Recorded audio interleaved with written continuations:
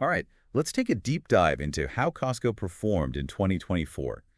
You've sent me a pretty interesting collection of stuff here. Their annual report, info on warehouse locations, and even some excerpts from their official 10K filing. I'm impressed. You really did your homework. Yeah, well, it's worth it. You get a way more complete picture than just skimming the headlines. We can actually see what Costco's leadership is prioritizing, how the numbers support that, and get a sense of what they're anticipating for the future. Okay, so should we start with the business update? The first thing that jumped out at me from the CDO's letter was their focus on their employees. They increased wages again this year, which isn't something every company makes a big deal about. Kind of a secret weapon, you know? It is a smart move, especially in retail. Think about it. If you're treated well as an employee, you're probably going to stick around longer, right? And that means Costco doesn't have to keep training new people all the time. Plus, those experienced employees make for a way better shopping experience for everyone. Loyal employees often create loyal customers. Yeah, that makes sense. And speaking of loyalty, their membership numbers are huge. Almost 137 million cardholders. Wow. That's a whole lot of people paying annual fees to buy in bulk. It's the genius of Costco's model, really. That constant flow of membership fees gives them a stable base so they can keep prices low and handle economic ups and downs better than some of their competitors. It's like a safety net built from all those little plastic membership cards. But they did just raise those membership fees, didn't they? It's $65 now for the basic Gold Star and $130 for Executive. I think that's going to scare some people away. It's a calculated risk for sure. Their bet is that the value is still there, especially for those executive members. That 2% reward adds up, and they even raise the maximum you can earn. But yeah, we'll have to see what happens with renewals next year, whether people feel like they're really getting their money's worth. All right, well, let's look at how much money they're actually making. Their total sales reached almost $250 billion. That's a 5% increase from last year. Not bad for a company that's already a retail giant. Impressive, right? It shows they're still finding ways to grow. But even more interesting is their net income. That's the profit after all the expenses. That number jumped 17% this year to $7.4 billion. Clearly, they're doing something right. And they shared some of that success, too. They gave shareholders a special dividend of $15 per share. Seems like everyone's winning: employees, customers, and investors. That's the ideal situation, isn't it? A healthy, balanced business. But we can't forget that past performance doesn't guarantee future results. That's where the 10K filing gets interesting, especially that section on risk factors. It's like a dose of reality, reminding us that even Costco isn't immune to challenges. Okay, perfect timing, because I was just about to ask about those risks. What are some of the things that could potentially derail Costco's success? One of the biggest ones they highlight is how much they depend on the U.S. and Canadian markets. Any kind of economic downturn there, especially in California where they have so many stores, would hit them pretty hard. They are expanding internationally, but right now they're really tied to how North America is doing. Makes sense. What about competition online? It seems like everyone's buying everything online these days. Is that a threat to Costco's warehouse model? Definitely something they're paying attention to. They've actually been growing their e-commerce business. Sales jumped 16% this year, and they launched Costco NXT, their online marketplace for more specialized items. So they're trying to do it all appealing to people who want to shop from home, but also keeping that classic treasure hunt experience you get at the warehouse. Makes sense. So they're adapting, which is good. But what about some of those other risks? The kind that really keep CEOs up at night, you know? Well, cybersecurity is a huge worry for every company nowadays, and Costco's no different. They've invested in cybersecurity insurance, and they have a whole team dedicated to staying ahead of the hackers, but it's a constant battle. The threats change all the time, so they can't afford to get complacent. Right. What about their Kirkland Signature brand? I'm a big fan, but they must rely on a lot of different suppliers to make all those products. What happens if something goes wrong there? Another big risk they talk about in the 10K. To keep the quality of Kirkland's Signature high and the prices low, they need a reliable supply chain. Any disruptions like suppliers raising prices or problems with getting things shipped could impact both their profits and their reputation. So it sounds like Costco is overall in a strong position, but they definitely have some vulnerabilities. What else should we be paying attention to in those disclosures? A few things worth noting. They mention possible tax problems due to changes in regulations, which is always a bit unpredictable. And they're also keeping an eye on how environmental regulations could affect their business.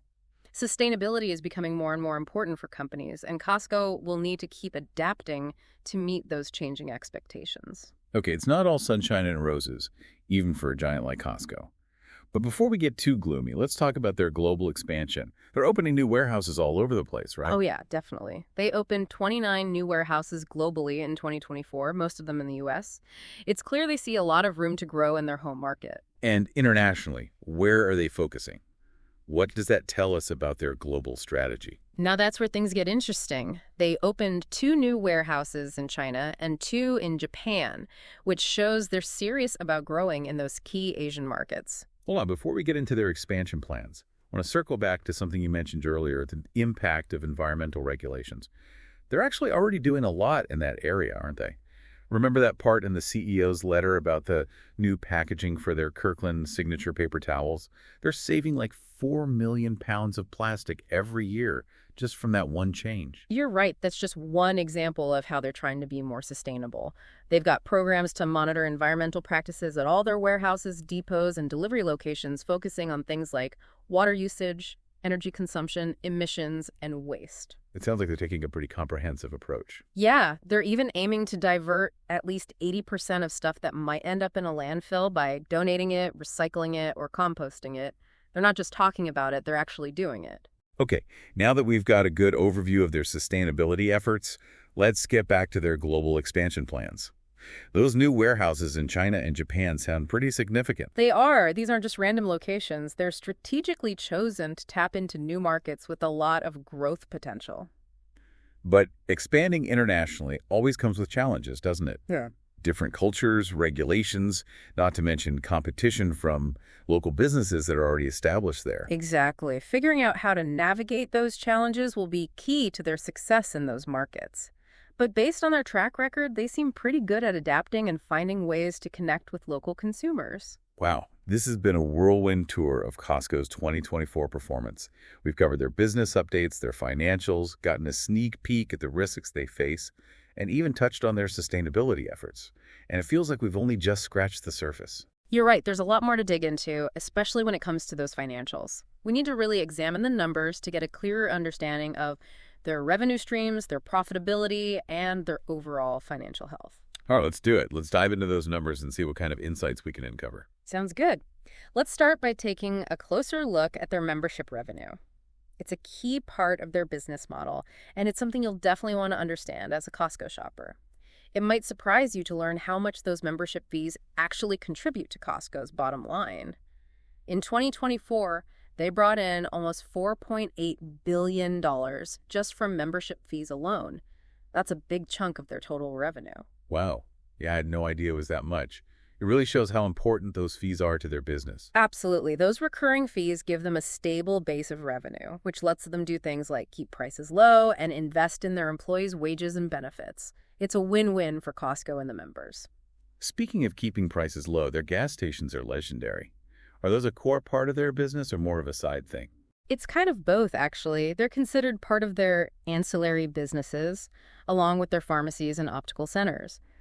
Those businesses bring in extra revenue, of course, but they also serve a strategic purpose. Okay, I'm curious. What's the strategy there? Think about it. You go to Costco to fill up your tank because their gas is so cheap, and while you're there, you might as well pop into the warehouse for a few things, right? Next thing you know, you're walking out with a giant bag of chips and a gallon of mayonnaise. Uh-huh. You're totally describing me. I've done that so many times. That's the Costco magic. Those ancillary businesses drive foot traffic and make the membership even more valuable. It's a clever way to keep you coming back for more. And speaking of coming back for more, their online business seems to be doing really well, too. They don't give us the exact numbers, but they mention that global e-commerce sales were up 16% this past year. That's pretty impressive in such a competitive market. Yeah, it is. And don't forget about Costco NXT, their online marketplace we talked about earlier. That's part of their strategy to stay competitive in e-commerce. They're offering a curated selection of higher-end or specialty items that you might not find in a regular Costco warehouse. So it's like a treasure hunt inside a treasure hunt. I can definitely see the appeal for online shoppers who still want that element of surprise and discovery. Exactly. They're combining the convenience of online shopping with that excitement of finding unique stuff. It's a smart move to appeal to a wider range of shoppers and keep up with changing habits. It sounds like they have a lot going for them. a loyal membership base, a growing online presence, and they're adding those extra services to keep people coming back. It all sounds pretty solid, but I remember reading those risk factors. They're always challenges, right? What could potentially disrupt their success? Well, we already talked about how much they rely on the US and Canadian markets, the constant threat of cyber attacks, and the importance of a stable supply chain. But there's another big risk they highlight, keeping those membership renewal rates high. Ah, yeah, that makes sense. Those membership fees are crucial for their business, so any drop in renewals would hurt. Right. And they just raised those fees, which could affect how many people renew. They're counting on the value being enough to justify the higher cost, but it's something they'll be watching very closely. Especially with all the competition out there these days. What about pressure from other big retailers, online and in person? Another challenge they're dealing with all the time. The retail world is super competitive, but they've stayed ahead of the curve so far by focusing on what makes them unique, low prices, high quality, and that treasure hunt shopping experience. It seems like they're managing those risks pretty well for now. But they can't get complacent, right? What are they doing to stay ahead? Their investments in technology are a big part of their strategy. They're constantly updating their systems, improving their online platform, and exploring new ways to use data to get better. What about their leadership team? Do they have the right people to guide them through these challenges? Well, their CFO, Richard Galanti, retired this year. He was with Costco for almost 40 years. He was a legend there, known for being really sharp with finances and understanding the business inside and out. Wow, that must have been tough to see him go. Those are some big shoes to fill. You bet. But his replacement, Gary Millerchip, seems like a great fit. He's got a lot of experience in retail and finance, and the CEO's letter highlighted how collaborative he is and how much he aligns with Costco's values. It seems like a pretty smooth transition. That's good to hear. So we've talked about their business update, their financials, their future outlook, and even those potential risks. I'm actually pretty impressed with how they're managing things. They're not just sitting back and relaxing. They're planning for the future and adapting to change. That's a really important point. Costco's success isn't just about buying in bulk and selling things cheap. It's about having a strong foundation of strategic thinking, good operations, and understanding their customers. And they're really good at making shopping fun, too. It's like they've figured out how to make buying in bulk a treat instead of a chore. Exactly, and that's a big part of why their members keep coming back year after year. They deliver on value, quality, and that little bit of treasure hunt excitement. I'm definitely feeling better about my Costco membership after this. They seem like a company that's doing things right, taking care of their employees, giving their members good value, and even trying to be more environmentally friendly. I'm really curious to see what they do next. Me too. They've built an amazing business that's lasted a long time, and they're still finding ways to grow and change with the times. It's going to be interesting to see what happens next. Now, before we wrap up completely, is there anything else you think people should keep in mind as they think about all this? Any final thoughts or advice? I think the biggest takeaway is that understanding how a company works, their finances, and the risks they face can give you valuable insights into their strengths, weaknesses, and potential. It helps you make better decisions as a shopper and an investor. That's a great point. It's not just about following the crowd or the latest trends. It's about doing your own research, asking good questions, and forming your own opinions. Exactly. And there are always different perspectives to consider. Don't be afraid to challenge assumptions, explore those different viewpoints, and really dig in to find the real story. That's great advice. Okay, I think it's time to wrap up this part of our deep dive. We've covered a lot of ground for them. Their business updates, financials, future outlook, and those risk factors. It's been really insightful. It has, and I think we've got a pretty clear picture now of Costco's strengths and challenges. They're a well-run company with a solid track record, but of course they have risks and uncertainties just like any other business. And how will they handle those risks is what will determine their success going forward. Exactly. Even the most successful companies can't just sit back and relax. They need to adapt, innovate, and stay ahead of the game to survive in today's world. Well, after this deep dive, I'm feeling good about my Costco membership. They seem to be doing things the right way. I'm excited to see what the future holds for them. I agree. They've built a great business model that's stood the test of time, and they're still finding new ways to grow and evolve. It'll be interesting to see how it all unfolds. Now, before we completely wrap up, are there any other important details from those disclosures? Any hidden gems or potential red flags we should highlight? There are a couple of things. They talk about potential tax issues because of changing regulations, which is something all big businesses have to deal with. Tax laws are always changing, so it's a bit unpredictable. That's true for everyone, not just corporations. Right. And they also mentioned some legal proceedings. Costco, like a lot of big companies, is involved in various claims and lawsuits. It's just part of doing business on such a large scale. So it's not necessarily a reason to worry, but it's worth keeping an eye on. Exactly. They're monitoring those legal matters closely, and they say they don't think any of them will have a major negative impact on their finances. But it's good to be aware of those things. Okay, so we've covered so much. We've looked at their business update, dug into their financials, explored their future plans, and even went through those disclosures. This has been a really comprehensive deep dive. It really has, and I think it gives us a pretty good understanding of what makes Costco tick, both as a business and as a cultural phenomenon. I know I've learned a lot. Now, if you'll excuse me, all this talk about Costco is making me crave a slice of their pizza and a big container of those chocolate-covered almonds. Haha, I think I might join you for that Costco run. Thanks for sticking with us on this journey into the world of Costco. We'll see you next time for another deep dive into a different part of the business world. So we've made it to the final stretch of our deep dive into Costco. It's been quite the journey, and I feel like we've uncovered some really interesting stuff. Definitely. And you touched on something important earlier. This knowledge really does give you more power as a consumer. Understanding how Costco works, what they're good at, and even the risks they face can help you make smarter decisions about where you spend your money. Yeah, that's a good way to put it. It's not just about getting a good deal on bulk items. It's about supporting a company whose values align with yours. Exactly.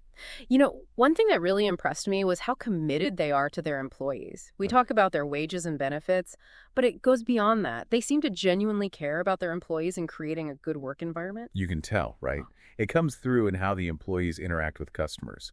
They're always helpful and seem like they actually enjoy being there. It makes the whole shopping experience more enjoyable, even when it's super crowded. That's not by accident. It's a direct result of how they treat their employees. Happier employees who are paid well lead to better service for everyone. It also means fewer employees quit, which is good for Costco too. It's a strategy that's working for them. Okay, but let's be realistic for a second. They're a business, and businesses need to make money.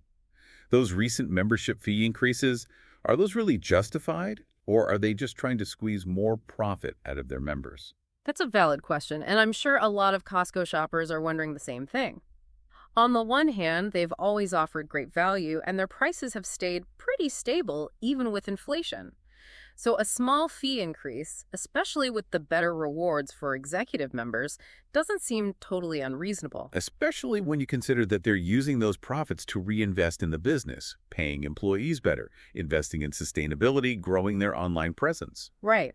But on the other hand, there's always that chance that raising fees will push some shoppers away or make it harder to attract new members. It's a tough balance to find, and we'll have to see how it affects renewals over time. Yeah, it's a good reminder that even a company as successful as Costco has to adapt and make some tough choices. For sure. And it just goes to show how important it is to stay informed and think critically about the information you see.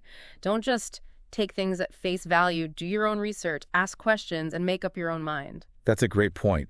And it applies to so much more than just understanding a company like Costco. Absolutely. Well, I think we've just about reached the bottom of our Costco deep dive. We've covered their business model, their financials, what the future might hold, and even those essential risk factors. We have, and I think you've got a much better grasp now on what makes Costco tick, both as a business and as a kind of cultural phenomenon. I definitely do. And on that note, I think all this talk about Costco has given me a craving for their pizza and maybe a big tub of those chocolate-covered almonds. Haha, I might have to join you on that Costco run. Thanks to everyone for joining us on this fascinating look into the world of Costco.